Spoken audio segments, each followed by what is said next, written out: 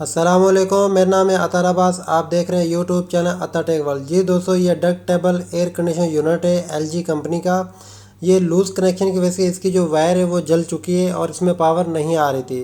तो ये छोटा सा एक फॉल्ट मेरे सामने आया था, मैंने सोचा कि आपको भी बता दूं ताकि आपके इल्म में इजाफ़ा हो जाए, नॉलेज में इजाफ़ा हो जाए। तो इस ये शॉर्ट सर्किट कैसे हुआ, इसमें लूज़ कनेक्शन था जिसकी वजह से जो ना ये वायर जल गई है। ये न्यूट्रल की वायर है, जल गई है। अब इसे क्या करना है, वायर को छील कर नया लगाएंगे और इसी को ऑन कर लेंगे। ये आप देख सकते हैं वायर जो है ना जली पड़ी है।